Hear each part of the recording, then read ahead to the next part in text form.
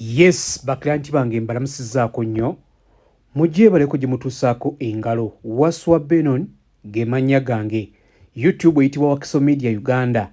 Tuli mu Lyo Estate Media Related Issues oba Current Affairs z'ensonga z'ogenda ofuna ku channel yaffe eno eya Wakiso Media Uganda.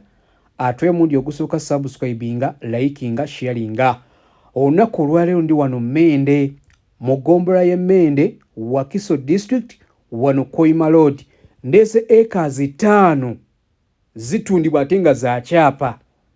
Acres 5 zitundibwa nga za kyapa. Wano buli eka tugira mu bukadde 88.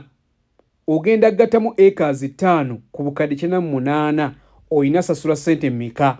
Olw'ensonga nti zino acres 5 tuzaagala omuntu azigula agenda zigula omulundi gumu.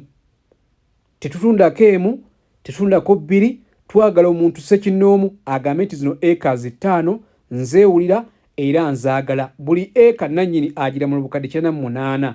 Naye of course singa onaabozze ku ttebo, singa onaabozze n'olambula, asobola okuba ng'anyigamuuko akatini, asobola oteesaamu akatini. Gw'ayagala okulunda, okulima, yanguwako, obadde onoonya ttaka ddene w'olinza okuwangaliza famire yo, naawe yanguwako ogula ettaka lino liri wano Mende, mu Mende sub-county. Acres 5 ziriko olusuku olubulamu okukulabika nga lulabirirwa lwongere okuwa emmere. Olusuku olwo lulina kubeera lulungi singa onaaba olwongeddemu amaanyi mu kululabirira, lugenda kukuweerawo emmere.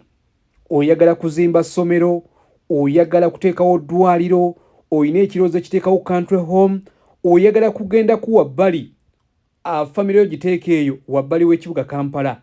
Mende acres 5 we ziri. Ekifo kino kiri mu kilometers 6.5 okuva ku Kolansi. Okuva ku Kolansi ono wa Hoima Road tugenda kuvuga kilometers 6.5. Abamanyi e Wakiso ku 13 miles 13 we ziweera, we tugenda oyingira munda tuyingire kilometers 6.5 otuuka ku acres 5 we ziri. Za kyapa buli eka era mu lw'obukadde 48 ekyapa weekiri. These are 5 acres. They are on sale here in Mende sub-county, Wakiso district along Hoima Road. This acre, they are just 6.5 kilometers off Tamaka. If you want to start practice farming, come and grab these 5 acres. If you want to start some projects like a school, you want to construct a hospital, come and take these 5 acres. Each acre is sold at 88 million Ugandan shillings. These acres, they are 5. We are selling them at once. We are not selling one. We need someone who is going to take them all. They are 5 acres, each at 88 million Ugandan shillings with the land title.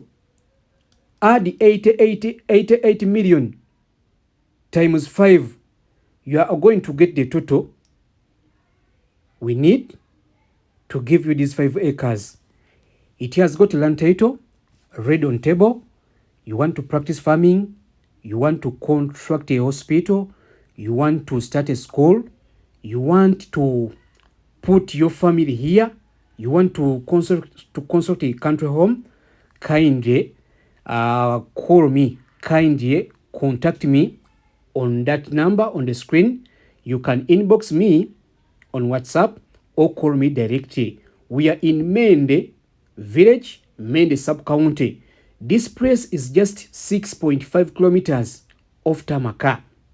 If you want to start practice farming, my friend, hurry. This place is good. As you are seeing, it has got a fertile soil, as you can see. 5 acres on sale. Each acre, we are selling it at 88 million Ugandan shillings with the land title slightly negotiable.